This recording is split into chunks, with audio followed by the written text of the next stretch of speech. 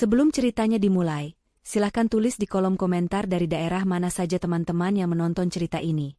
Dan jangan lupa like dan subscribe agar channel Cerita Dapur bisa semakin berkembang dan bisa mempersembahkan cerita yang lebih menarik. Pada suatu senja yang seharusnya damai, di sebuah rumah minimalis dengan taman mungil yang selalu Rina rawat dengan penuh cinta, kehangatan yang dulu mengisi setiap sudut kini terasa hampa. Rina, dengan gaun rumahan sederhana namun tetap rapi, duduk termenung di sofa ruang tamu, menatap pantulan dirinya di jendela yang mulai gelap. Usianya baru menginjak kepala 3, namun beban pikiran seolah menambah kerutan di sudut matanya yang indah. Dulu, mata itu selalu memancarkan binar kebahagiaan, terutama saat menatap suaminya, Bima. Kini, yang ada hanyalah gura cemas dan pertanyaan tanpa jawaban. Rumah tangga yang ia bangun bersama Bima selama 7 tahun terakhir ini, terasa seperti bangunan yang perlahan retak.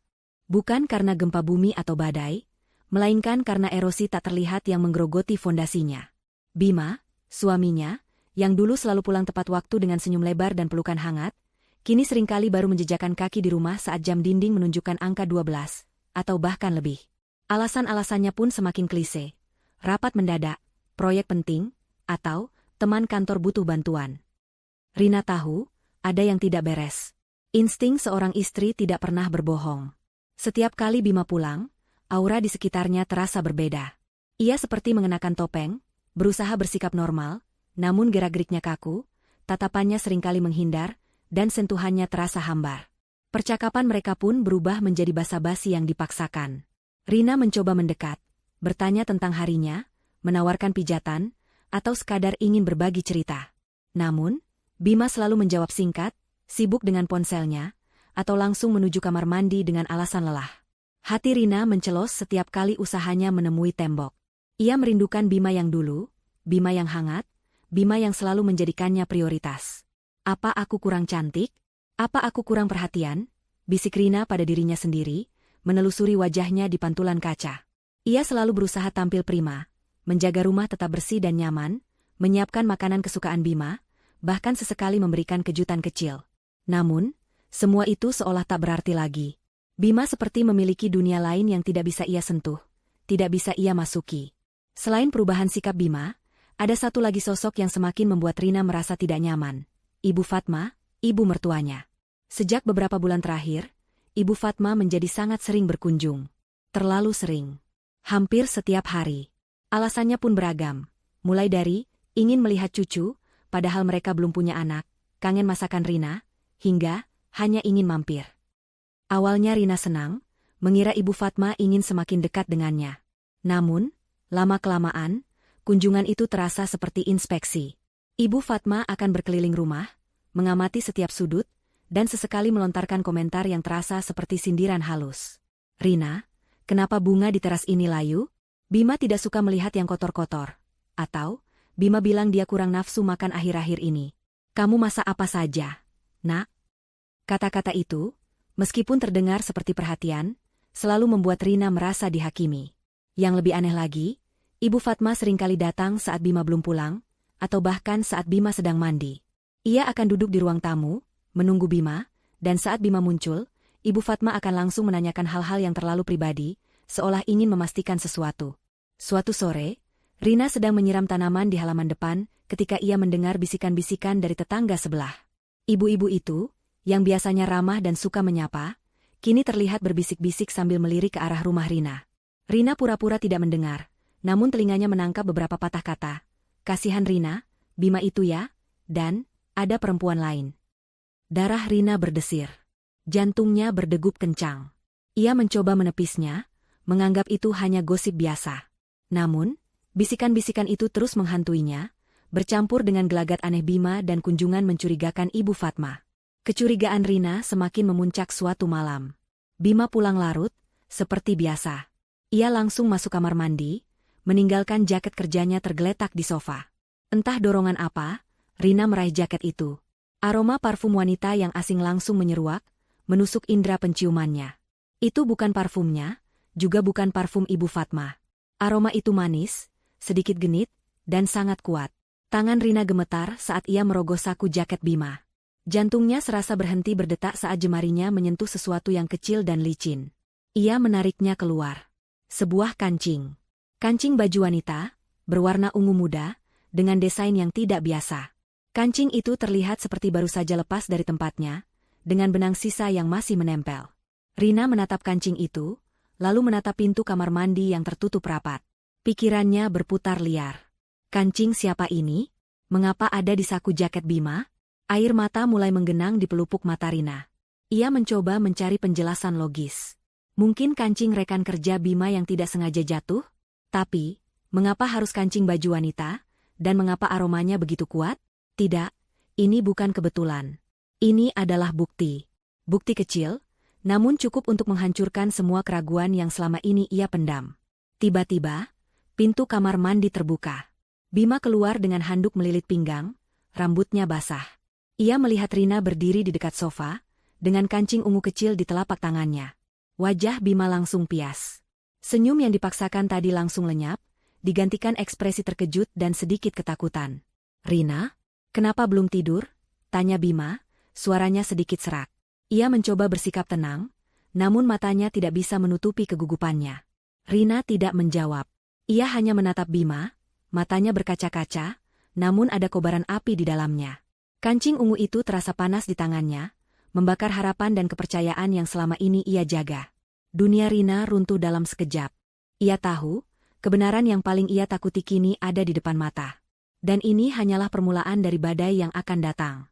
Malam itu terasa begitu panjang dan mencekam bagi Rina. Setelah Bima keluar dari kamar mandi dan melihat kancing ungu di tangan Rina, suasana di antara mereka menjadi sangat tegang. Bima mencoba mengalihkan pandangan, berpura-pura tidak melihat kancing itu, namun keringat dingin mulai membasahi pelipisnya. Rina tidak bergeming.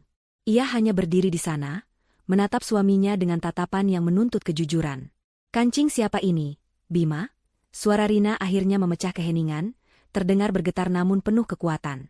Ia mengangkat kancing itu sedikit, seolah ingin Bima melihatnya lebih jelas. Bima terdiam. Ia menggaruk tengkuknya yang tidak gatal, mencoba mencari alasan yang masuk akal. Itu mungkin kancing bajuku yang lepas.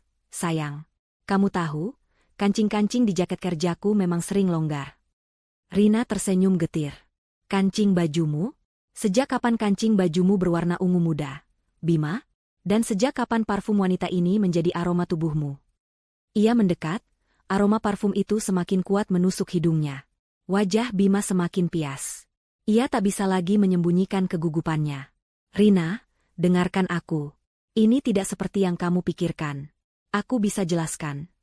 "Jelaskan apa, Bima? Jelaskan mengapa ada kancing baju wanita di sakumu? Jelaskan mengapa kamu selalu pulang larut? Jelaskan mengapa kamu berubah dingin padaku? Jelaskan mengapa Ibu Fatma selalu datang kemari dengan tatapan menyelidik." Rina tidak bisa lagi menahan emosinya.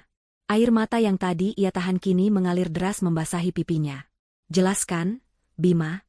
Aku butuh kejujuranmu." Bima menghela napas panjang, seolah beban berat baru saja menimpanya. Ia tahu, ia tidak bisa lagi mengelak.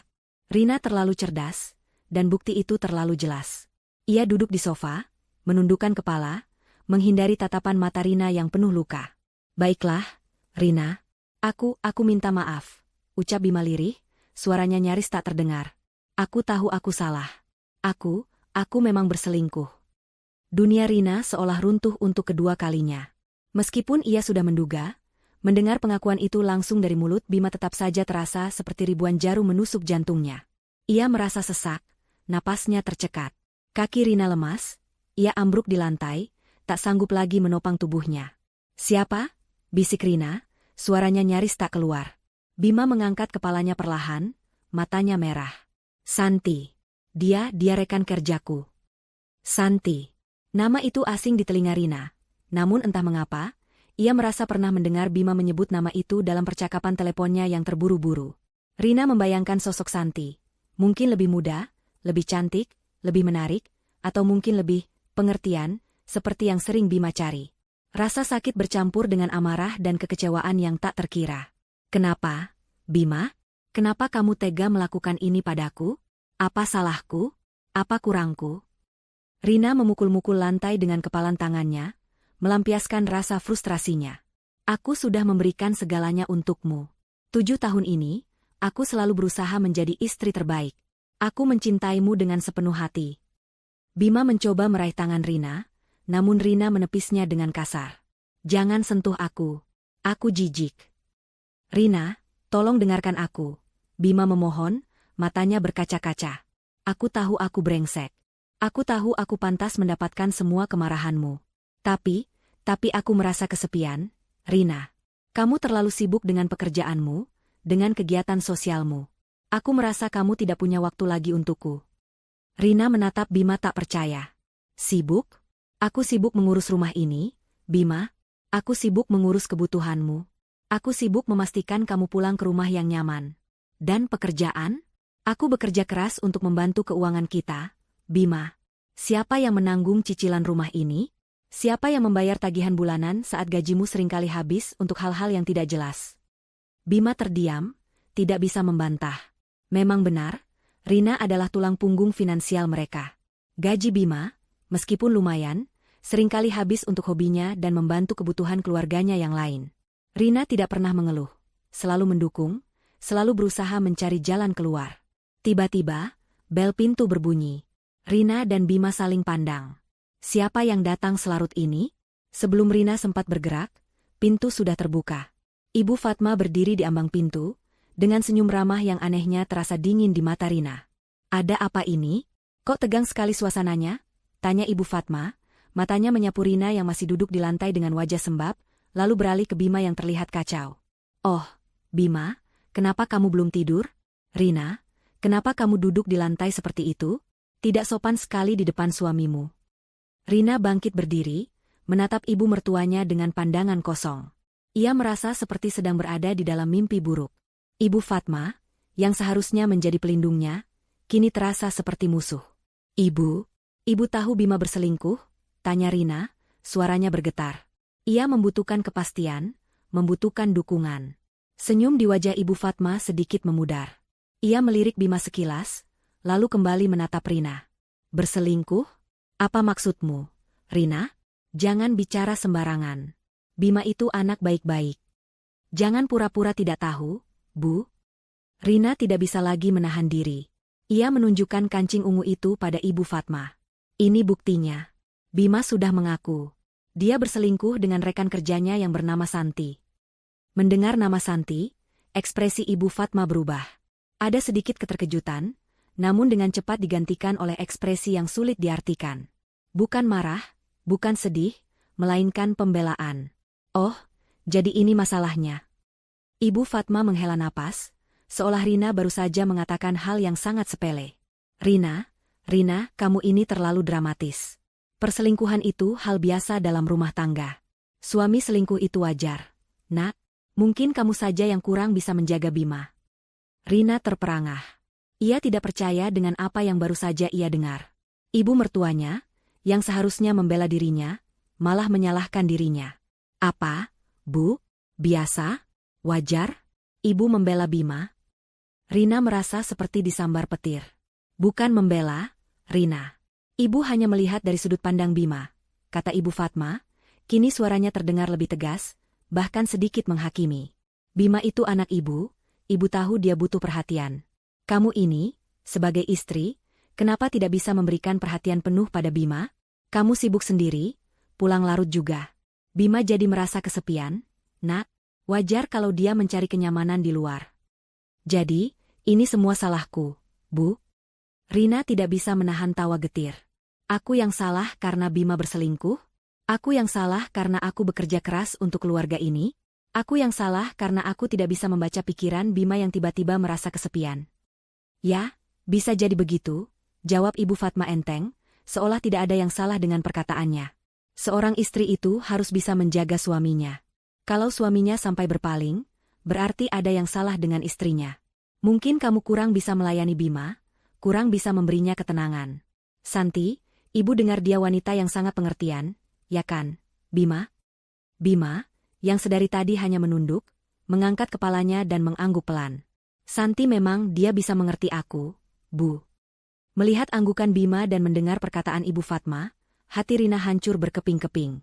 Ini bukan hanya pengkhianatan dari suami, tapi juga dari ibu mertua yang selama ini ia hormati.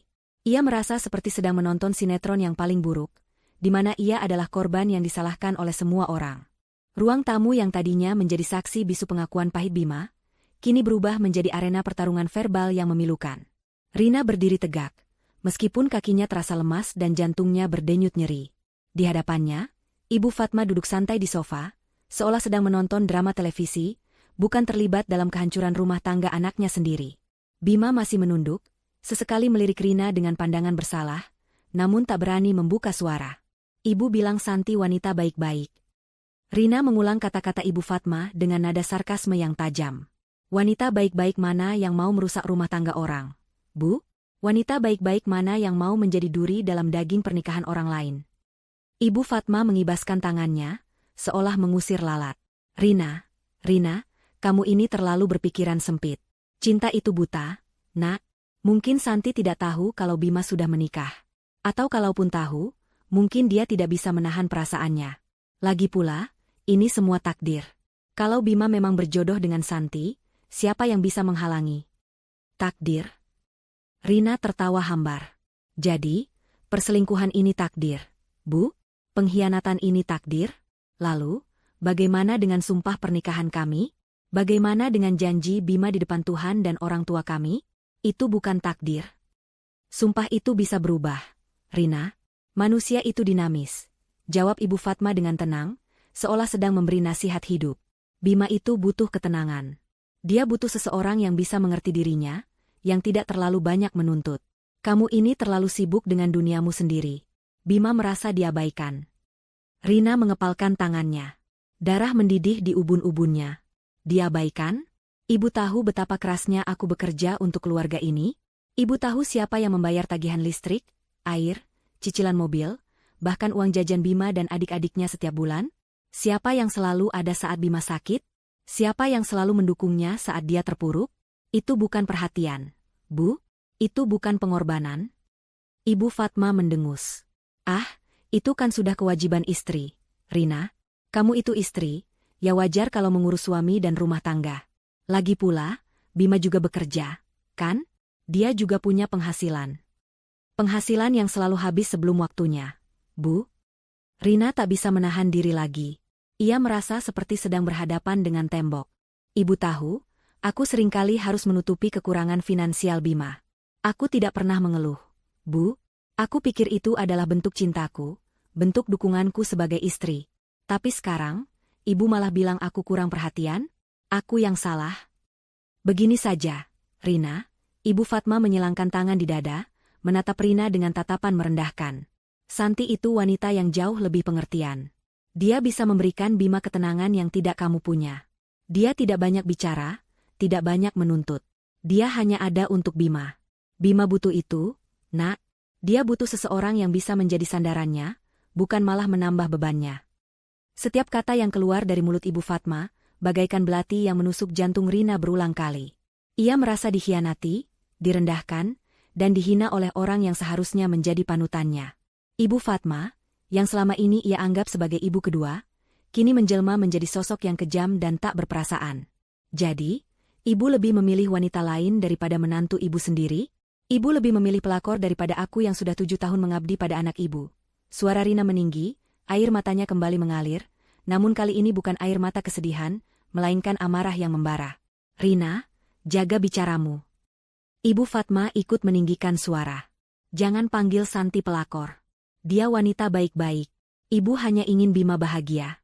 Dan kalau Bima bahagia dengan Santi, kenapa tidak?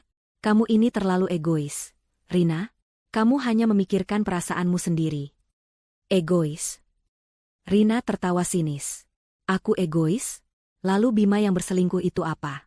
Bu, itu bukan egois? Ibu yang membela perselingkuhan itu apa? Bu, itu bukan egois? Aku yang hancur seperti ini, ibu bilang aku egois. Sudahlah, Rina. Kamu ini hanya membuat suasana semakin keruh. Ibu Fatma menghela napas panjang, seolah ia yang paling menderita. Bima itu sudah dewasa. Dia tahu apa yang terbaik untuk dirinya. Kalau dia merasa lebih bahagia dengan Santi, ya sudah. Kamu harusnya bisa menerima kenyataan. Menerima kenyataan? Rina menatap Bima yang masih diam membisu, tidak membela dirinya sama sekali. Bima, kamu dengar apa yang ibu katakan? Kamu benar-benar lebih bahagia dengan Santi? Kamu rela mengorbankan pernikahan kita demi wanita itu. Bima mengangkat kepalanya, menatap Rina dengan mata berkaca-kaca. Rina, aku. Ia mencoba berbicara, namun kata-katanya tertahan di tenggorokan. Ia terjebak di antara ibu dan istrinya, tidak tahu harus berpihak pada siapa. Bima, jawab aku. Rina mendesak. Apakah kamu lebih bahagia dengan Santi? Ibu Fatma menyela. Tentu saja dia lebih bahagia. Rina, lihat saja bagaimana dia sekarang.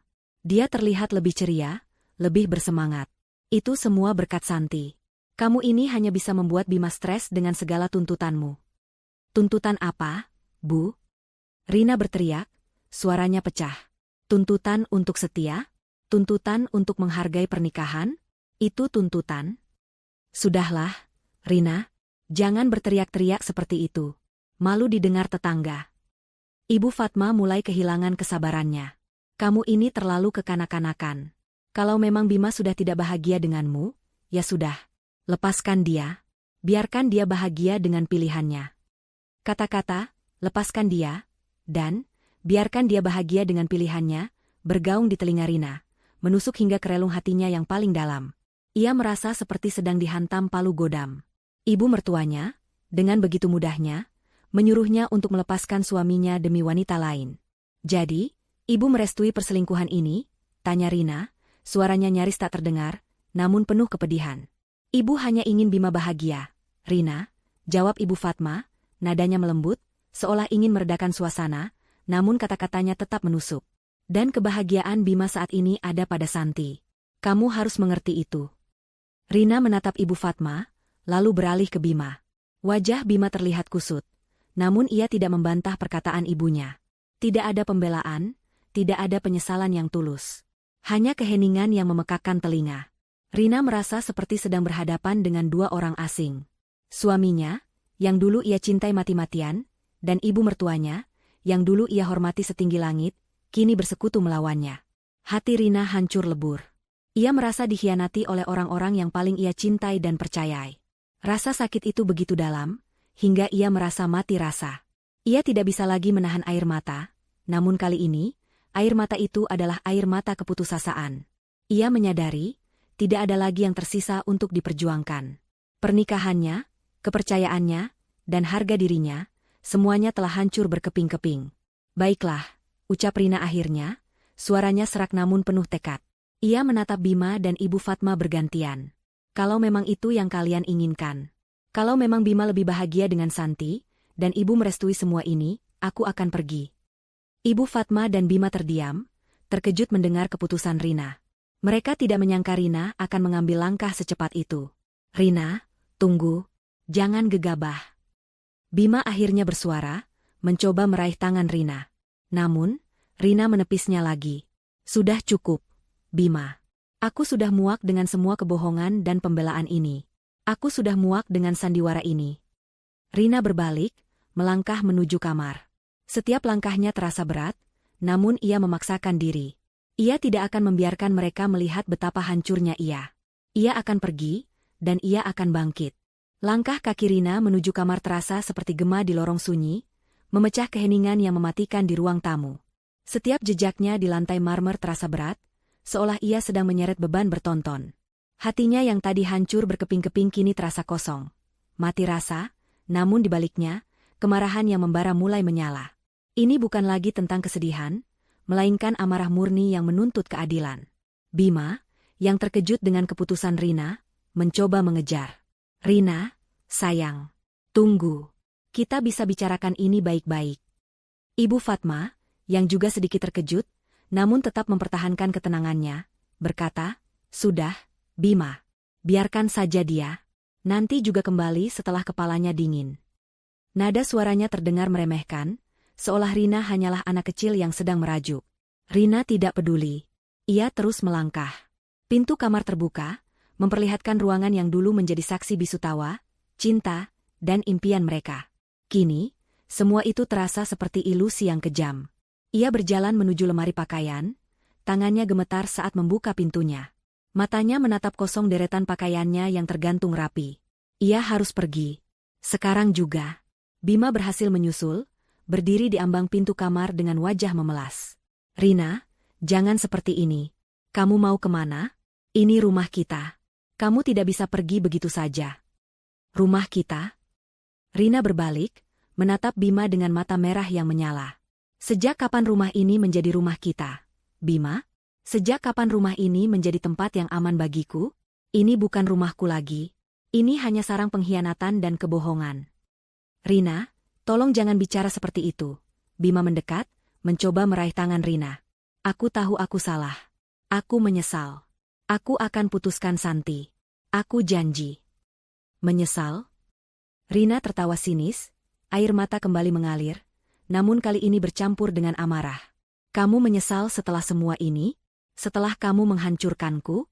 Setelah ibumu terang-terangan membela selingkuhanmu di depanku? Kamu pikir penyesalanmu bisa menghapus semua rasa sakit ini?" Ia menepis tangan Bima dengan kasar. "Aku sudah muak dengan janji-janji kosongmu, Bima. Aku sudah muak dengan kebohonganmu. Dan yang paling membuatku muak adalah bagaimana ibumu, orang yang seharusnya menjadi panutanku, malah mendukung semua ini." Tiba-tiba, Ibu Fatma muncul di belakang Bima, berdiri di ambang pintu kamar. Wajahnya terlihat kesal, seolah Rina telah keterlaluan. "Rina, jangan bawa-bawa ibu dalam masalah kalian. Ibu hanya ingin yang terbaik untuk Bima." "Yang terbaik untuk Bima?" Rina menatap Ibu Fatma dengan tatapan penuh kebencian yang belum pernah ia rasakan sebelumnya. "Yang terbaik untuk Bima adalah menghancurkan rumah tanggaku? Yang terbaik untuk Bima adalah membela wanita lain yang merusak kebahagiaanku? Itu yang ibu sebut terbaik? Kamu ini terlalu berlebihan, Rina." Ibu Fatma membalas, suaranya meninggi. "Ibu sudah bilang, ini hal biasa. Kamu saja yang tidak bisa dewasa. Kalau kamu memang tidak bisa membahagiakan Bima, ya sudah. Jangan salahkan orang lain." Kata-kata Ibu Fatma bagaikan percikan api yang menyulut kemarahan Rina yang sudah memuncak. Nafas Rina memburu, dadanya naik turun dengan cepat. Ia merasa seperti ada gunung berapi yang siap meletus di dalam dirinya. "Aku tidak bisa membahagiakan Bima." Rina melangkah maju, mendekati Ibu Fatma, matanya memancarkan amarah yang tak tertahankan. "Ibu tahu apa yang sudah aku korbankan untuk anak ibu? Ibu tahu berapa banyak uang yang sudah aku keluarkan untuk menopang hidup anak ibu? Ibu tahu betapa seringnya aku harus menahan diri, menekan keinginanku sendiri, demi kebahagiaan anak ibu? Dan sekarang, ibu bilang aku tidak bisa membahagiakannya." Ibu Fatma mundur selangkah, sedikit terintimidasi oleh kemarahan Rina yang meledak-ledak. "Rina, jaga sikapmu.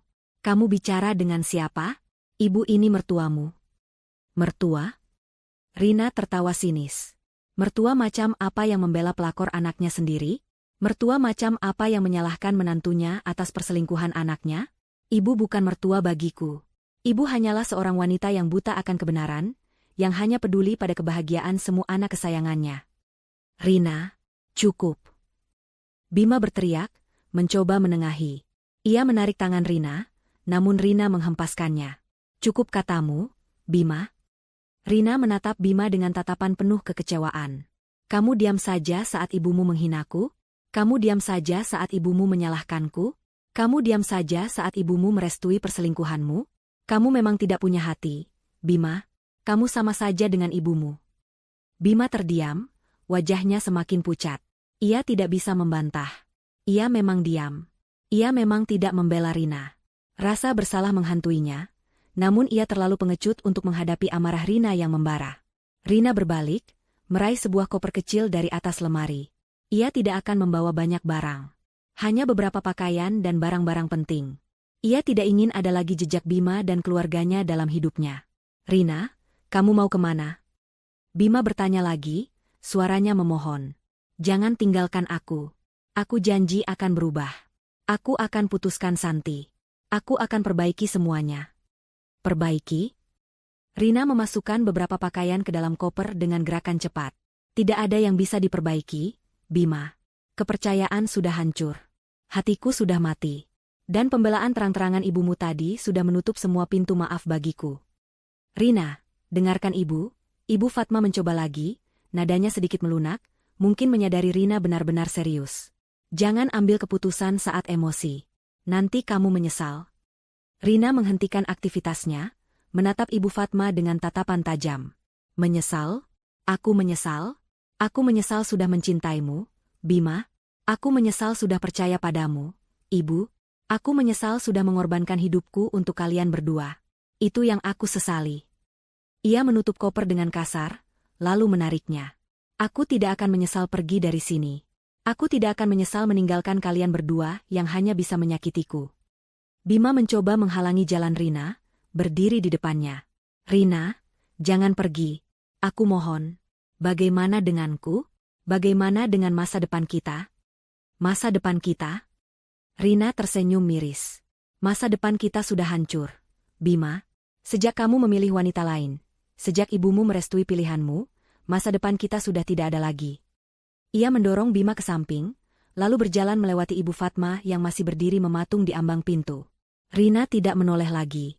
Ia berjalan keluar kamar, melewati ruang tamu yang penuh kenangan pahit, menuju pintu utama. Rina, Rina. Bima berteriak, mencoba mengejar. Namun, Rina tidak berhenti. Ia membuka pintu, udara malam yang dingin langsung menyapanya. Ia menghirupnya dalam-dalam, seolah ingin membersihkan paru-parunya dari semua racun kebohongan dan pengkhianatan. Ia melangkah keluar, tanpa menoleh ke belakang. Di belakangnya, Bima dan Ibu Fatma hanya bisa berdiri mematung, menatap punggung Rina yang semakin menjauh. Rina tahu, ini adalah keputusan terberat dalam hidupnya. Namun, ia juga tahu, ini adalah satu-satunya cara untuk menyelamatkan dirinya sendiri dari kehancuran yang lebih dalam. Ia akan pergi, dan ia akan memulai babak baru dalam hidupnya. Tanpa Bima, tanpa Ibu Fatma, dan tanpa semua kepalsuan yang selama ini mengikatnya. Malam itu, Rina meninggalkan rumahnya, meninggalkan masa lalunya, dan melangkah menuju ketidakpastian, namun dengan tekad baja untuk bangkit kembali. Pintu rumah tertutup dengan bunyi pelan. Namun bagi Rina, suara itu bagaikan guntur yang memekakan telinga, menandai berakhirnya sebuah era. Ia tidak menoleh ke belakang. Tidak ada air mata yang tersisa, hanya kekosongan yang menganga di dadanya. Koper kecil di tangannya terasa ringan, namun beban di pundaknya terasa begitu berat. Ia melangkah menuruni anak tangga, menuju mobilnya yang terparkir di halaman. Udara malam yang dingin menyambutnya, menusuk kulit, namun Rina tidak merasakannya. Pikirannya kalut, berputar-putar di antara kepingan-kepingan kenangan yang hancur. 7 tahun. 7 tahun hidup bersama Bima, membangun impian, berbagi tawa, dan menghadapi badai. Semua itu kini terasa seperti kebohongan besar. Sebuah sandiwara yang dimainkan dengan begitu apik oleh Bima dan Ibu Fatma. Ia membuka pintu mobil, masuk, dan menyalakan mesin. Cahaya lampu dashboard menerangi wajahnya yang sembab, namun matanya memancarkan tekad yang dingin. Ia tidak tahu harus kemana. Tidak ada tujuan. Tidak ada rencana. Hanya keinginan kuat untuk menjauh, sejauh mungkin dari rumah itu, dari Bima, dan terutama dari Ibu Fatma. Rina mengemudikan mobilnya tanpa arah. Jalanan kota yang biasanya ramai kini sepi, hanya sesekali berpapasan dengan kendaraan lain. Lampu-lampu jalanan tampak kabur di balik genangan air mata yang mulai kembali membasahi pelupuk matanya. Ia mencoba menahan, namun rasa sakit itu terlalu besar untuk ditanggung sendiri. Kenapa? Kenapa mereka tega melakukan ini padaku? Bisik Rina pada dirinya sendiri, suaranya bergetar. Ia menekan pedal gas, ingin melaju lebih cepat, ingin melarikan diri dari kenyataan pahit ini. Pikirannya melayang kembali ke awal pernikahan mereka. Bima, yang dulu terlihat begitu mencintainya, begitu memujanya. Rina ingat bagaimana Bima selalu mengatakan bahwa ia adalah wanita terbaik yang pernah ia temui. Rina percaya. Ia menyerahkan seluruh hati dan hidupnya untuk Bima.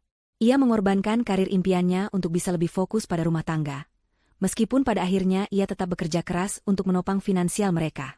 Ya, finansial. Kata itu tiba-tiba terlintas di benak Rina, memicu gelombang amarah baru. Sejak awal pernikahan, Bima memang tidak pernah stabil secara finansial.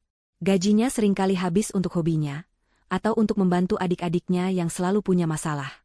Rina, dengan gajinya yang lebih besar, selalu menjadi penopang utama. Ia membayar cicilan rumah, tagihan bulanan, bahkan kebutuhan pribadi Bima. Ia tidak pernah mengeluh. Ia selalu berpikir, ini adalah bagian dari pengorbanan cinta. Kami akan berjuang bersama. Namun, kini ia menyadari, itu bukan pengorbanan cinta. Itu adalah pemanfaatan. Ia merasa seperti sapi perah yang terus-menerus diperah susunya, hingga kering, hingga tak bersisa. Bima dan keluarganya, terutama Ibu Fatma, seolah melihat Rina sebagai sumber uang yang tak ada habisnya. Rina teringat bagaimana Ibu Fatma seringkali datang ke rumah dengan keluhan tentang biaya sekolah adik-adik Bima, atau tentang kebutuhan mendesak lainnya. Dan Rina, dengan hati yang tulus, selalu membantu. Ia bahkan pernah menjual perhiasan warisan ibunya untuk menutupi hutang Bima yang menumpuk. Ia melakukan semua itu karena cinta, karena ia percaya pada Bima, dan karena ia ingin menjadi bagian dari keluarga Bima. Tapi apa balasannya? Pengkhianatan, penghinaan, dan pembelaan terang-terangan terhadap wanita lain, seolah Rina tidak ada artinya sama sekali. Mereka tidak sadar diri. Rina membanting setir mobilnya, melampiaskan amarahnya. Mereka hanya bisa menumpang. Menumpang hidup dariku. Menumpang keuanganku. Dan sekarang, mereka membuangku begitu saja. Seperti sampah. Air mata Rina semakin deras mengalir, bercampur dengan rasa marah dan sakit hati yang membakar. Ia merasa seperti orang bodoh. Bodoh karena terlalu percaya, bodoh karena terlalu mencintai, bodoh karena terlalu banyak berkorban. Ia merasa seperti hanya dimanfaatkan, diperas, lalu dibuang begitu saja saat sudah tidak berguna. Ia melihat pantulan dirinya di kaca spion. Wajahnya terlihat kacau, rambutnya berantakan, matanya merah dan bengkak. Ia tidak mengenali dirinya sendiri. Wanita yang penuh semangat, ceria, dan percaya diri itu kini telah lenyap, digantikan oleh sosok yang hancur dan putus asa. Rina terus mengemudi, melewati jalanan yang semakin sepi. Lampu-lampu kota mulai meredup di kejauhan, digantikan oleh kegelapan malam yang pekat. Ia merasa sendirian di dunia ini. Tidak ada yang bisa ia hubungi. Orang tuanya sudah meninggal beberapa tahun lalu. Ia adalah anak tunggal. Teman-temannya? Ia terlalu malu untuk menceritakan semua ini. Ia tidak ingin mereka melihat betapa menyedihkannya ia. Pikirannya terus berputar, mencari-cari kesalahan dirinya. Apakah ia memang kurang? Apakah ia memang pantas diperlakukan seperti ini? Namun, setiap kali pertanyaan itu muncul, ingatan tentang pengorbanan dan perjuangannya selama ini langsung membantah. Tidak. Ia sudah memberikan yang terbaik. Ia sudah melakukan segalanya. Ini bukan salahnya. Ini adalah kesalahan Bima dan Ibu Fatma. Rasa sakit itu begitu dalam, hingga Rina merasa mati rasa. Ia tidak tahu harus pergi kemana, harus melakukan apa. Ia hanya ingin menghilang, lenyap dari muka bumi ini, agar semua rasa sakit ini berhenti. Tiba-tiba, sebuah truk besar melaju kencang dari arah berlawanan, menyilaukan mata Rina dengan lampu depannya yang terang. Rina terkesiap, menginjak rem mendadak. Mobilnya berdecit, ban bergesekan dengan aspal, nyaris menabrak pembatas jalan. Jantung Rina berdebar kencang. Ia hampir saja mengalami kecelakaan. Namun, di tengah kepanikan itu, sebuah kesadaran tiba-tiba menyergapnya. Kesadaran yang begitu kuat, seolah ada suara yang berbisik di telinganya. Tidak. Kamu tidak boleh menyerah. Kamu tidak boleh hancur. Mereka tidak pantas mendapatkan air matamu. Mereka tidak pantas mendapatkan kehancuranmu. Rina memejamkan mata, menarik napas dalam-dalam, mencoba menenangkan dirinya. Ia membuka mata, menatap jalanan yang gelap di depannya. Ia melihat pantulan dirinya di kaca spion lagi. Kali ini, ia melihat sesuatu yang berbeda di matanya. Bukan lagi keputusasaan, melainkan kilatan tekad yang baru. Ia teringat semua beban dan pengorbanannya. Ia teringat bagaimana ia selalu menjadi penopang bagi Bima dan keluarganya. Ia teringat bagaimana ia selalu memberikan segalanya, tanpa pamrih. Dan sekarang, mereka membuangnya begitu saja. Tidak, bisik Rina, suaranya kini lebih tegas. Aku tidak akan membiarkan mereka menang. Aku tidak akan membiarkan mereka menghancurkanku. Aku akan bangkit. Aku akan membuktikan pada mereka bahwa aku bisa hidup tanpanya, dan aku akan lebih baik tanpanya. Sebuah ide gila melintas di benak Rina. Ide yang begitu berani, begitu nekat, namun terasa begitu memuaskan. Ia akan kembali. Bukan untuk memohon, bukan untuk meminta maaf, melainkan untuk memberikan pelajaran. Pelajaran yang tidak akan pernah mereka lupakan. Rina memutar balik mobilnya. Ban berdecit di aspal, membelah keheningan malam. Ia mengemudi kembali, menuju arah rumah yang baru saja ia tinggalkan. Wajahnya kini tidak lagi sembab. Matanya memancarkan api amarah yang membara, namun juga tekad yang kuat. Bima dan Ibu Fatma, bersiaplah. Permainan belum berakhir. Ini baru saja dimulai. Deru mesin mobil Rina membelah keheningan malam, menciptakan simfoni amarah dan tekad yang baru. Setiap putaran roda terasa seperti detak jantungnya yang berpacu, membawa dirinya kembali ke titik awal kehancurannya, namun kali ini dengan tujuan yang berbeda. Bukan lagi untuk menyerah, melainkan untuk membalas. Bukan lagi untuk menangis, melainkan untuk memberi pelajaran. Jalanan yang tadi terasa tak berujung, kini terasa begitu singkat. Rumah itu, yang baru saja ia tinggalkan dengan hati hancur, kini menjadi panggung untuk drama yang akan ia mainkan. Pendar lampu rumah Rina mulai terlihat di kejauhan, memecah kegelapan malam. Jantung Rina berdebar kencang, bukan karena ketakutan, melainkan karena antisipasi. Ia tahu, Bima dan Ibu Fatma pasti terkejut melihatnya kembali. Mereka mungkin mengira ia akan kembali dengan air mata penyesalan, memohon maaf, atau meminta kesempatan kedua. Tapi mereka salah. Sangat salah. Rina memarkir mobilnya di tempat biasa, mematikan mesin, dan menarik napas dalam-dalam. Ia menatap pantulan dirinya di kaca spion. Wajahnya kini terlihat lebih tenang, namun matanya masih memancarkan kobaran api yang dingin. Ia bukan lagi Rina yang lemah, yang mudah dihancurkan. Ia adalah Rina yang baru, yang siap menghadapi siapapun yang berani menyakitinya. Ia keluar dari mobil, melangkah mantap menuju pintu rumah. Koper kecilnya ia biarkan di dalam mobil. Ia tidak membutuhkannya lagi untuk saat ini. Ia hanya membutuhkan keberanian dan tekadnya. Tangannya terulur, mengetuk pintu dengan ritme yang pasti, tidak terburu-buru, namun juga tidak ragu. Beberapa detik kemudian, pintu terbuka. Bima berdiri di ambang pintu, wajahnya terlihat kusut dan matanya sembab. Ia pasti baru saja menangis, atau setidaknya, sangat terpukul. Di belakangnya, Ibu Fatma muncul, wajahnya juga terlihat sedikit terkejut. Namun dengan cepat kembali ke ekspresi angkuh yang biasa. "Rina, kamu kembali?" Bima tergagap, suaranya terdengar lega bercampur bingung. Ia tidak menyangka Rina akan kembali secepat ini. Ibu Fatma melangkah maju, menatap Rina dengan tatapan menyelidik. "Sudah ibu duga. Kamu tidak akan tahan lama di luar sana. Makanya, jangan gegabah mengambil keputusan." Nada suaranya terdengar meremehkan, seolah ia telah memenangkan pertarungan ini. Rina tersenyum tipis, senyum yang tidak mencapai matanya. "Ya, aku kembali, Bu. Tapi bukan untuk apa yang ibu pikirkan." Bima mengerutkan kening. "Lalu, untuk apa kamu kembali, Rina? Kamu mau bicara baik-baik? Aku janji akan putuskan Santi. Aku akan perbaiki semuanya." "Perbaiki?" Rina tertawa kecil, tawa yang terdengar dingin dan hampa. "Tidak ada yang perlu diperbaiki, Bima. Semuanya sudah hancur. Aku kembali bukan untuk itu." Ibu Fatma menyilangkan tangan di dada. "Lalu, untuk apa? Jangan buang-buang waktu kami, Rina. Ibu lelah." "Ibu lelah?" Rina menatap Ibu Fatma dengan tatapan tajam. "Aku jauh lebih lelah, Bu. Lelah dengan semua sandiwara ini, lelah dengan semua kebohongan ini, dan lelah dengan semua pengorbanan yang tidak pernah dihargai."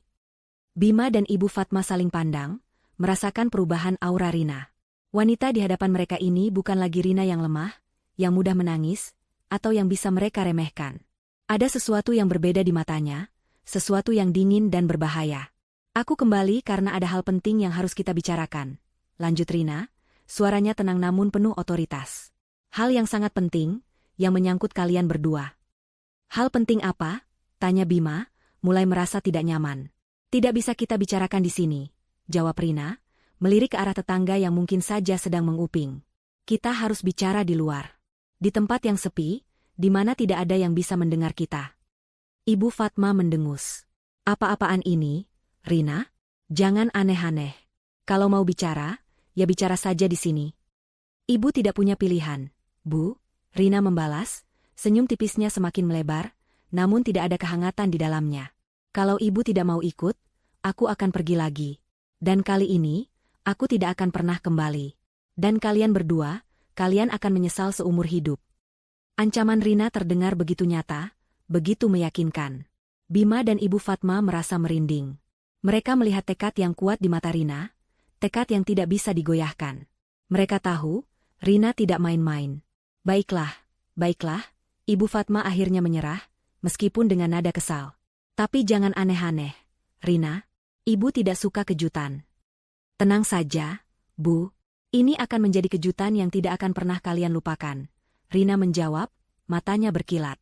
"Bima, Ibu, ayo ikut aku. Kita akan pergi sekarang." Bima ragu-ragu. "Tapi, ini sudah larut malam, Rina. Kita mau kemana?" "Ikut saja, Bima, Rina mendesak, suaranya tidak menerima bantahan. Ini demi kebaikan kalian juga. Bima dan Ibu Fatma saling pandang lagi. Ada keraguan di mata Bima, namun ada juga rasa ingin tahu yang besar. Ibu Fatma, meskipun kesal, tidak bisa menolak. Ada sesuatu dalam tatapan Rina yang membuatnya tidak berdaya. Baiklah, ucap Bima akhirnya, menghela napas pasrah. Kita ikut. Rina tersenyum puas. Rencananya berjalan lancar. Ia berbalik, berjalan menuju mobilnya. Bima dan Ibu Fatma mengikutinya, dengan langkah ragu-ragu. Mereka tidak tahu apa yang akan terjadi. Mereka tidak tahu kemana Rina akan membawa mereka. Namun, mereka merasa ada firasat buruk yang menyelimuti. Rina membuka pintu mobil belakang untuk Ibu Fatma, lalu pintu depan untuk Bima. Ia memastikan mereka berdua sudah duduk dengan nyaman, lalu ia masuk ke kursi pengemudi. Ia menyalakan mesin, dan mobil melaju perlahan, meninggalkan rumah yang penuh kenangan pahit itu. Di dalam mobil, suasana terasa sangat tegang. Tidak ada yang berbicara. Rina fokus mengemudi, sesekali melirik Bima dan Ibu Fatma dari kaca spion. Wajah mereka terlihat cemas, bingung, dan sedikit takut. Rina merasa puas. Ini baru permulaan. Ia mengemudikan mobilnya menjauh dari area perumahan, menuju jalanan yang semakin sepi dan gelap. Lampu-lampu jalanan semakin jarang terlihat, digantikan oleh kegelapan malam yang pekat. Hanya cahaya bulan yang samar-samar menerangi jalanan di depan mereka. Rina, kita mau kemana ini? Ibu Fatma akhirnya memecah keheningan, suaranya terdengar sedikit panik. Ini sudah jauh sekali dari rumah. Dan jalanan ini jalanan sepi. Tenang saja, Bu, Rina menjawab, suaranya dingin. Kita akan sampai di tujuan sebentar lagi. Ini tempat yang sempurna untuk kita bicara dari hati ke hati. Bima mencoba meraih tangan Rina, namun Rina menepisnya. Rina, aku mohon. Jangan lakukan hal aneh-aneh. Aku takut. Takut? Rina tertawa sinis. Kamu takut, Bima? Kamu pikir aku tidak takut saat kamu menghancurkan hatiku? Kamu pikir aku tidak takut saat ibumu membela wanita lain di depanku? Kamu pikir aku tidak takut saat aku harus meninggalkan rumah ini tanpa arah tujuan? Kata-kata Rina menusuk hati Bima. Ia terdiam, tidak bisa membantah. Rina terus mengemudi, melewati pepohonan tinggi yang menjulang di sisi jalan, menciptakan bayangan-bayangan menyeramkan. Udara di dalam mobil terasa semakin dingin, seolah membekukan semua emosi. Mereka bertiga terperangkap dalam keheningan yang mencekam, menunggu apa yang akan terjadi selanjutnya. Rina tahu, momen yang ia tunggu-tunggu akan segera tiba. Momen di mana ia akan memberikan pelajaran yang tidak akan pernah mereka lupakan. Mobil Rina terus melaju, membelah kegelapan malam yang semakin pekat. Lampu depan mobil menyapu jalanan aspal yang kini benar-benar sepi, hanya sesekali diterangi oleh pantulan cahaya bulan yang samar di antara awan. Di dalam mobil, ketegangan terasa begitu mencekik. Bima dan Ibu Fatma duduk membisu di kursi penumpang. Sesekali melirik satu sama lain dengan tatapan cemas, mencoba menerka apa yang ada di benak Rina. Mereka tidak berani bertanya lagi, setelah Rina membalas ketakutan Bima dengan sindiran tajam. Rina sendiri fokus pada kemudi, wajahnya datar, namun matanya memancarkan tekad yang dingin. Ia tahu persis kemana ia akan membawa mereka. Sebuah jalanan tua yang jarang dilewati, jauh dari pemukiman, dikelilingi oleh hutan lebat di kedua sisinya. Tempat yang sempurna untuk melancarkan pelajaran yang sudah ia siapkan. Sekitar 15 menit kemudian, mobil Rina melambat. Di depan mereka, jalanan tampak semakin gelap, seolah ditelan oleh kegelapan hutan. Tidak ada satupun rumah atau bangunan di sekitar. Hanya pepohonan tinggi yang menjulang, menciptakan siluet menyeramkan di bawah cahaya rembulan. Rina, kita mau kemana ini? Suara Ibu Fatma terdengar bergetar, memecah keheningan. Nada panik jelas terdengar dalam suaranya. Ini sudah terlalu jauh, Nak. Dan jalanan ini, Ibu tidak suka tempat sepi seperti ini. Bima ikut menimpali, iya, Rina. Kita mau bicara apa di tempat seperti ini? Ini menakutkan. Rina menghentikan mobilnya. Mesin mobil mati, dan keheningan yang absolut langsung menyelimuti mereka. Suara jangkrik dan desiran angin di antara dedaunan menjadi satu-satunya melodi yang terdengar. Udara dingin malam itu terasa menusuk tulang. Rina memutar tubuhnya, menatap Bima di kursi penumpang depan, lalu beralih ke Ibu Fatma di kursi belakang. Wajahnya terlihat tenang, namun matanya berkaca-kaca, memancarkan campuran kesedihan yang mendalam dan tekad yang membara. Kalian bilang aku yang tak bisa memberi kebahagiaan. ucap Rina, suaranya pelan namun jelas, menggaung di dalam mobil yang gelap. Setiap kata terasa seperti palu yang menghantam. Bima dan Ibu Fatma terdiam, tidak berani menjawab. Mereka merasakan aura yang berbeda dari Rina. Aura yang dingin, namun penuh kekuatan. Kalian bilang Santi lebih baik. Rina melanjutkan, suaranya sedikit meninggi, namun tetap terkontrol. Kalian bilang dia lebih pengertian, bisa memberi Bima ketenangan yang tidak aku berikan. Air mata mulai mengalir di pipi Rina, namun ia tidak menghapusnya. Air mata itu adalah saksi bisu dari semua rasa sakit yang telah ia alami. Baik, ucap Rina, suaranya kini penuh tekad yang dingin. Sekarang kalian rasakan sendiri bagaimana rasanya tanpa aku. Bima dan Ibu Fatma saling pandang, bingung. Mereka tidak mengerti apa maksud Rina. Firasat buruk yang tadi mereka rasakan kini semakin kuat mencengkeram. Rina, apa maksudmu? Tanya Bima, suaranya nyaris berbisik. Rina tidak menjawab. Ia hanya menatap mereka berdua, matanya yang berkaca-kaca kini memancarkan kilatan yang tajam. Ia menghela napas panjang, seolah sedang mengumpulkan seluruh kekuatannya. Dengan gerakan yang tegas, Rina meraih gagang pintu mobilnya. Bunyi, klik, yang pelan terdengar jelas di keheningan malam. Ia membuka pintu mobilnya, udara dingin langsung menyergap masuk. Kalian berdua, ucap Rina, suaranya kini lebih keras, penuh otoritas yang tak terbantahkan. Turun. Bima dan Ibu Fatma terkejut. Turun? Turun kemana? Rina? Ini di tengah hutan. Protes Ibu Fatma, suaranya panik. Turun sekarang. Rina tidak memberi ruang untuk perdebatan. Nada suaranya dingin dan mutlak. Bima mencoba membujuk. Rina, jangan bercanda. Ini sudah larut malam. Kita tidak bisa turun di sini. Kalian pikir aku bercanda? Rina menatap Bima dengan tatapan penuh amarah. Kalian pikir aku main-main? Aku sudah muak dengan semua permainan kalian. Aku sudah muak dengan semua kebohongan kalian. Dan aku sudah muak dengan semua pengkhianatan kalian. Ia keluar dari mobil, berdiri di samping pintu yang terbuka. Angin malam menerbangkan rambutnya, menambah kesan dramatis pada sosoknya. Kalian bilang aku yang tak bisa memberi kebahagiaan. Rina berteriak. Suaranya menggelegar di keheningan malam, memecah kesunyian hutan. Kalian bilang Santi lebih baik? Baik, sekarang kalian rasakan sendiri bagaimana rasanya tanpa aku. Bima dan Ibu Fatma terdiam, terpaku. Mereka melihat kemarahan yang membara di mata Rina, kemarahan yang belum pernah mereka lihat sebelumnya. Ini bukan lagi Rina yang lemah, yang bisa mereka injak-injak. Ini adalah Rina yang telah bangkit, yang siap membalas.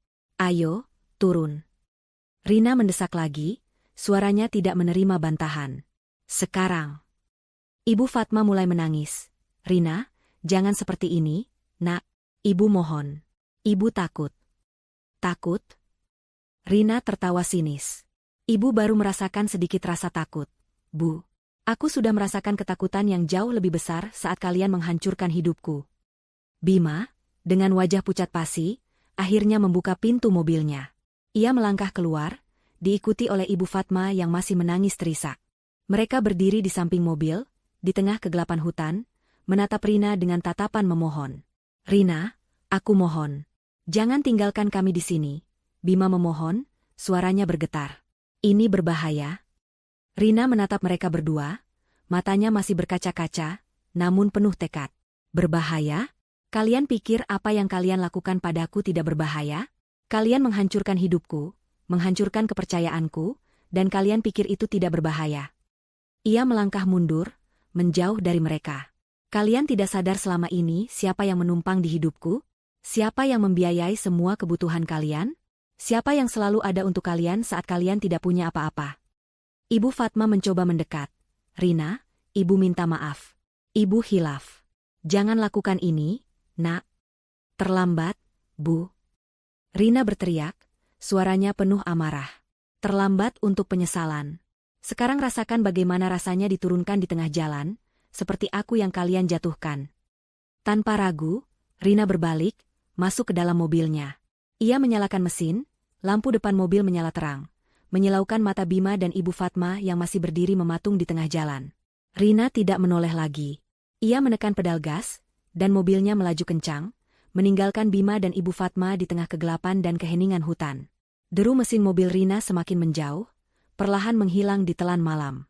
Bima dan Ibu Fatma hanya bisa berdiri di sana, terpaku, menatap kosong ke arah mobil Rina yang telah lenyap.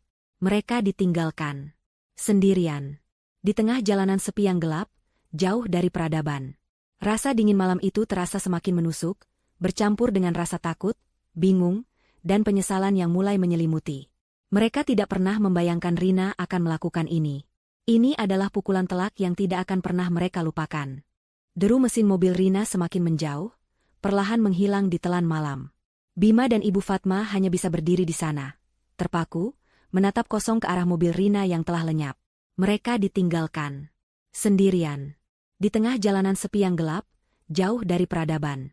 Rasa dingin malam itu terasa semakin menusuk, bercampur dengan rasa takut, bingung, dan penyesalan yang mulai menyelimuti. Mereka tidak pernah membayangkan Rina akan melakukan ini. Ini adalah pukulan telak yang tidak akan pernah mereka lupakan. Ibu Fatma, yang sedari tadi hanya terisak, kini menjerit histeris. Rina, Rina, jangan tinggalkan kami. Rina. Suaranya memecah keheningan hutan, terdengar begitu putus asa dan ketakutan. Bima, yang masih terkejut dan pucat pasi, mencoba menenangkan ibunya. Ibu, tenang, Bu. Rina pasti kembali. Dia tidak mungkin tega meninggalkan kita di sini. Namun, suaranya sendiri terdengar tidak yakin. Ia tahu, Rina tidak main-main kali ini. Ada sesuatu yang berbeda dalam tatapan mata Rina tadi. Tatapan yang dingin, penuh amarah, dan tekad yang tak tergoyahkan. Tidak. Dia tidak akan kembali, Bima.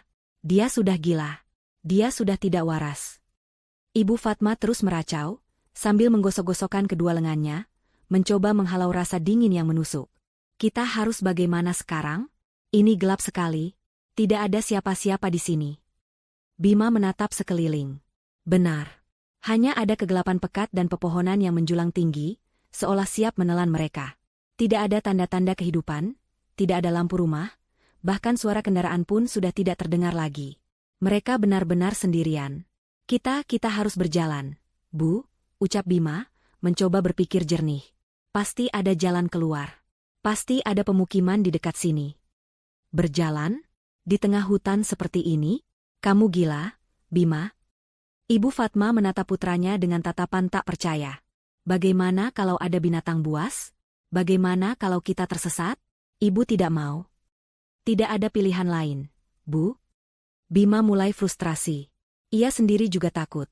Namun ia tidak bisa membiarkan ibunya terus-menerus panik. Kita tidak bisa hanya berdiri di sini. Ayo, Bu. Kita jalan pelan-pelan. Dengan langkah gontai dan hati yang dipenuhi ketakutan, Bima dan Ibu Fatma mulai berjalan di sepanjang jalanan sepi itu. Setiap langkah terasa berat. Aspal yang tadinya mulus kini terasa kasar di bawah kaki mereka. Udara malam yang dingin semakin menusuk, membuat mereka menggigil. Ibu Fatma terus mengeluh. Ini semua gara-gara Rina. Kenapa dia tega melakukan ini pada kita? Dia itu istri durhaka. Tidak punya hati. Mendengar keluhan ibunya, Bima tiba-tiba teringat perkataan Rina tadi. Kalian tidak sadar selama ini siapa yang menumpang di hidupku? Siapa yang membiayai semua kebutuhan kalian? Sekarang rasakan bagaimana rasanya diturunkan di tengah jalan, seperti aku yang kalian jatuhkan. Kata-kata itu bergaung di telinga Bima, menusuk hingga ke relung hatinya. Ia mulai merenung. Selama ini, memang benar. Rina adalah tulang punggung finansial mereka. Rumah yang mereka tinggali, mobil yang baru saja Rina kendarai, bahkan sebagian besar biaya hidup mereka, semuanya berasal dari Rina. Bima selalu merasa gajinya cukup. Namun ia seringkali menghabiskan uang untuk hobinya, atau membantu kebutuhan keluarganya yang lain. Dan Rina tidak pernah mengeluh, tidak pernah menuntut, selalu memberikan yang terbaik.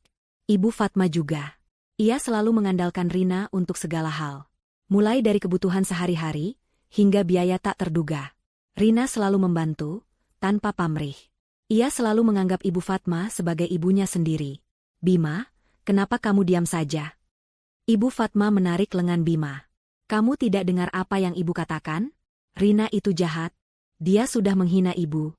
Dia sudah menghina kamu. Bima menatap ibunya. Ibu, Rina tidak salah. Bu, apa katamu? Ibu Fatma terkejut. Kamu membela dia? Setelah dia meninggalkan kita di sini? Ibu, Rina benar, ucap Bima, suaranya pelan namun penuh penyesalan. Selama ini, Kita memang terlalu banyak menumpang padanya. Aku terlalu egois. Aku terlalu sibuk dengan diriku sendiri, sampai tidak menyadari betapa banyak yang sudah Rina korbankan untuk kita. Ibu Fatma terdiam. Wajahnya yang tadinya penuh amarah kini berubah menjadi ekspresi kosong. Ia juga mulai merenung. Benar. Selama ini, ia selalu menganggap Rina sebagai menantu yang wajib memenuhi semua kebutuhannya. Ia tidak pernah benar-benar menghargai Rina sebagai individu, sebagai seorang istri yang berjuang keras. Ia selalu membandingkan Rina dengan wanita lain, selalu menuntut Rina untuk menjadi seperti yang ia inginkan. Ibu seringkali meminta uang pada Rina, kan? Tanya Bima, suaranya terdengar menyesal. Untuk biaya sekolah adik-adik, untuk berobat, untuk kebutuhan sehari-hari. Dan Rina tidak pernah menolak.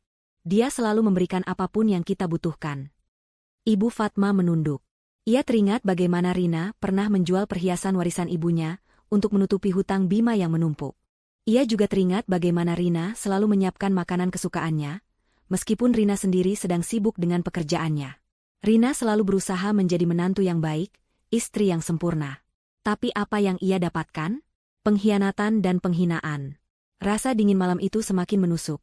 Namun kini bukan hanya dinginnya udara yang mereka rasakan, melainkan dinginnya kenyataan yang baru saja menyadarkan mereka. Mereka menyadari betapa selama ini mereka terlalu bergantung pada Rina, baik secara materi maupun emosional. Mereka telah memanfaatkan kebaikan Rina, menguras tenaganya, dan pada akhirnya, membuangnya begitu saja. Kita sudah keterlaluan. Bima, bisik Ibu Fatma, suaranya lirih, penuh penyesalan. Air mata kembali mengalir di pipinya. Namun kali ini bukan air mata ketakutan, melainkan air mata penyesalan yang tulus. Ibu sudah sangat jahat pada Rina.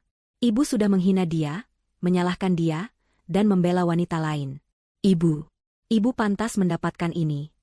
Bima mengangguk. Aku juga, Bu. Aku sudah mengkhianati kepercayaan Rina. Aku sudah menghancurkan hatinya. Aku pantas mendapatkan ini. Mereka terus berjalan di tengah kegelapan, langkah kaki mereka terasa semakin berat. Tidak ada lagi keluhan, tidak ada lagi protes. Hanya keheningan yang menyelimuti, bercampur dengan suara isak tangis Ibu Fatma dan napas berat Bima. Penyesalan mulai menyelimuti mereka, menenggelamkan mereka dalam lautan rasa bersalah. Mereka tidak tahu berapa lama lagi mereka harus berjalan, atau apakah mereka akan menemukan jalan keluar. Namun, satu hal yang pasti, pelajaran dari Rina ini akan selalu terukir dalam ingatan mereka. Pelajaran tentang arti sebuah pengorbanan, tentang harga sebuah kepercayaan, dan tentang konsekuensi dari sebuah pengkhianatan. Mereka telah kehilangan Rina, dan kini, mereka harus menanggung akibat dari pilihan mereka sendiri.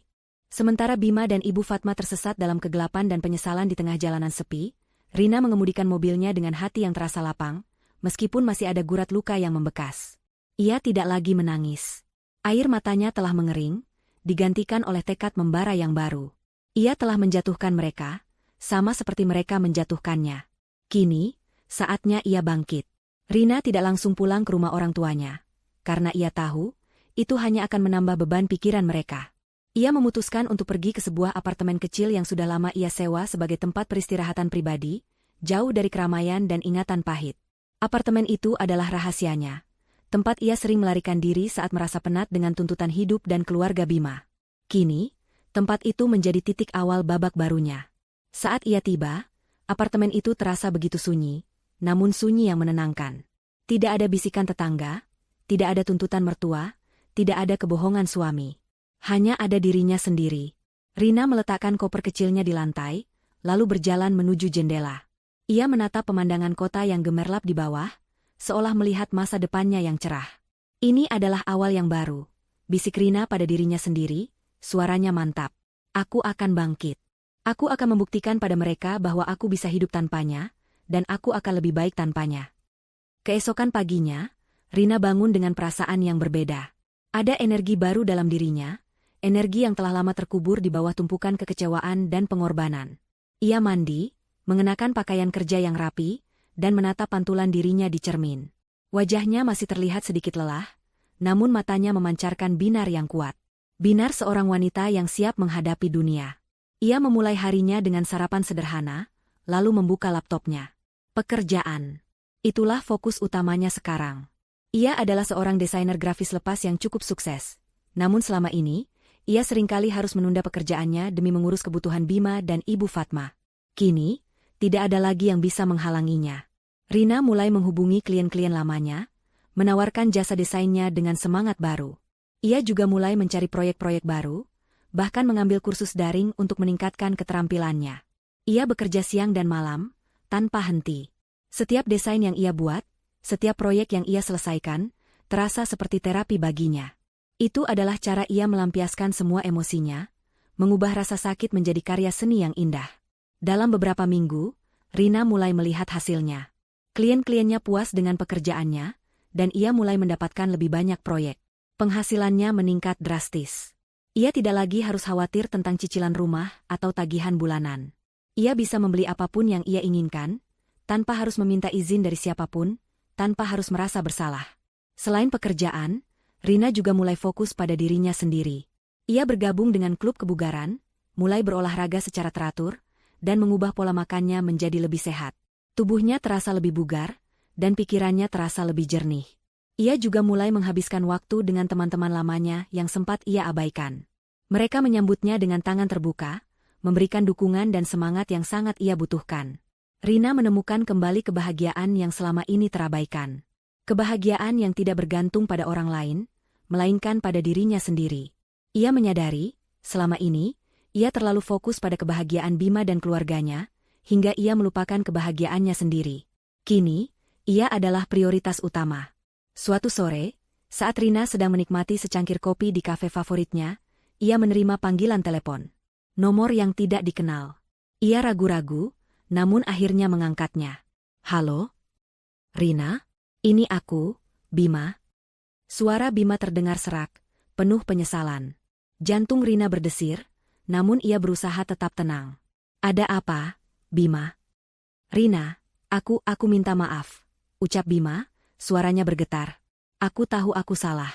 Aku menyesal. Aku dan ibu, kami sudah menyadari kesalahan kami. Kami sangat membutuhkanmu, Rina. Pulanglah. Rina tersenyum tipis. Menyesal? Terlambat, Bima. Aku sudah tidak butuh penyesalan kalian. Tapi, Rina, kami kesulitan, Bima memohon. Rumah ini, cicilannya menunggak. Tagihan listrik dan air juga menunggak. Ibu juga sakit-sakitan. Kami tidak tahu harus bagaimana tanpamu, Rina. Rina menarik napas dalam-dalam. Ia teringat semua pengorbanannya, semua rasa sakit yang telah ia alami. Ia tidak akan membiarkan dirinya jatuh ke lubang yang sama lagi. Itu konsekuensi dari pilihan kalian. Bima, jawab Rina, suaranya dingin namun tegas. Kalian bilang aku tidak bisa memberi kebahagiaan? Kalian bilang Santi lebih baik? Sekarang rasakan sendiri bagaimana rasanya tanpa aku. Aku sudah memulai babak baru dalam hidupku. Dan aku tidak akan pernah kembali ke masa lalu yang menyakitkan itu. Rina mengakhiri panggilan, tanpa menunggu jawaban Bima. Ia meletakkan ponselnya di meja, lalu menatap pemandangan kota di luar jendela. Senyum tipis terukir di bibirnya. Ia telah membuktikan bahwa ia bisa hidup mandiri dan lebih baik tanpa Bima dan Ibu Fatma. Ia telah menemukan kembali dirinya sendiri, dan ia tidak akan pernah membiarkan siapapun menghancurkannya lagi.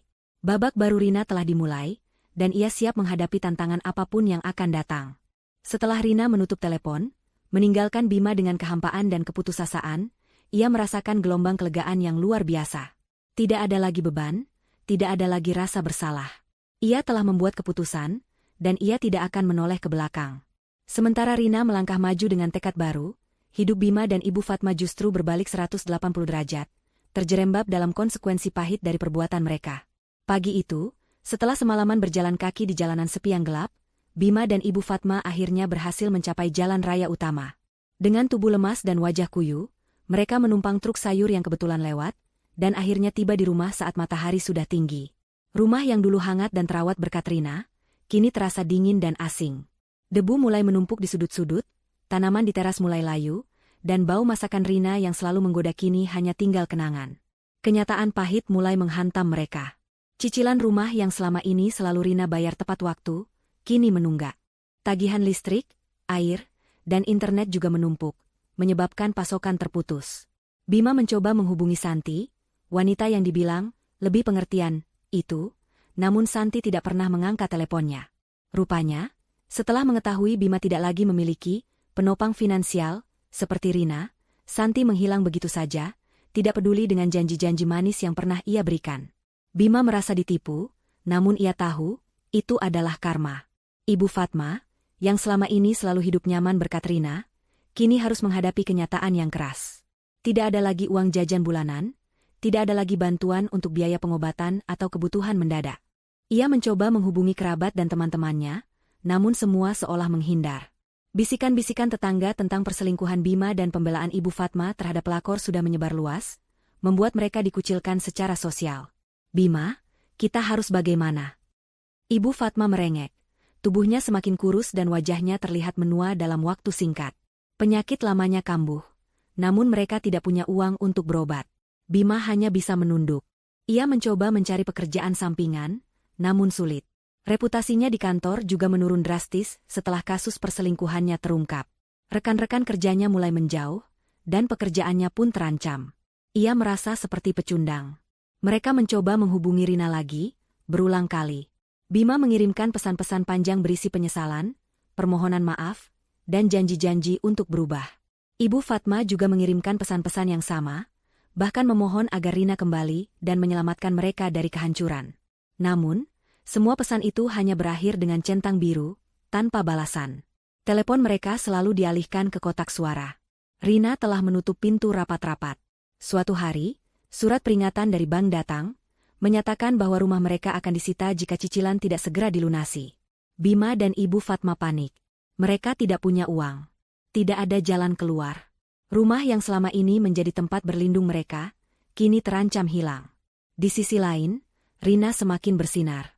Ia tidak lagi memikirkan Bima atau Ibu Fatma. Hidupnya kini penuh dengan kesibukan dan kebahagiaan yang otentik. Proyek-proyek desainnya semakin banyak, dan ia bahkan mulai diundang sebagai pembicara di berbagai seminar tentang kewirausahaan dan pemberdayaan wanita. Ia membeli sebuah mobil baru dengan uang hasil jeripayahnya, dan merenovasi apartemennya menjadi studio kerja yang nyaman. Rina juga menemukan cinta yang baru. Seorang pria bernama Ardi, seorang pengusaha muda yang cerdas dan berhati baik.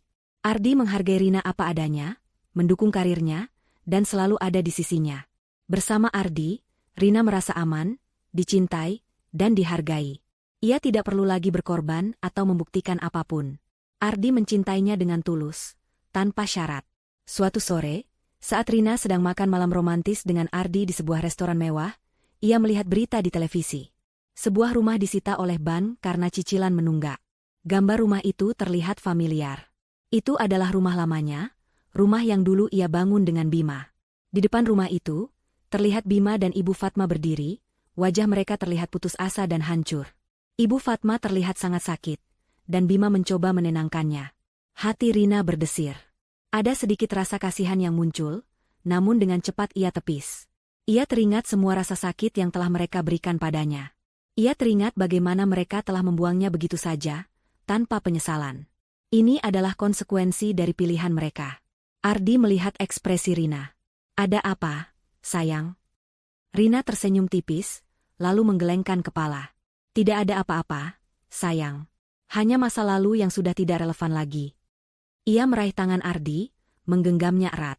Ia menatap mata Ardi yang penuh cinta, dan tersenyum. Ia tahu, ia telah membuat keputusan yang tepat. Ia telah memilih kebahagiaannya sendiri. Cerita bisa berakhir dengan Rina yang menikmati hidup barunya dengan damai, tanpa sedikit pun penyesalan. Ia telah membuktikan bahwa ia bisa bangkit dari keterpurukan, dan menemukan kebahagiaan yang sejati. Sementara itu, Bima dan Ibu Fatma harus menanggung akibat dari pilihan mereka, mungkin dengan sedikit harapan akan penebusan diri di masa depan, atau Rina yang tetap teguh pada keputusannya. Dalam versi ini, Rina tetap teguh pada keputusannya. Bima dan Ibu Fatma harus menghadapi kenyataan pahit bahwa mereka telah kehilangan segalanya, dan tidak ada jalan kembali. Mereka harus belajar hidup mandiri, menghadapi kesulitan finansial dan sosial, dan mungkin, suatu hari nanti, mereka akan benar-benar menyadari nilai sebuah pengorbanan dan kepercayaan. Namun, untuk saat ini, Rina telah menutup pintu. Ia telah memilih kebahagiaannya sendiri, dan ia tidak akan pernah membiarkan siapapun menghancurkannya lagi.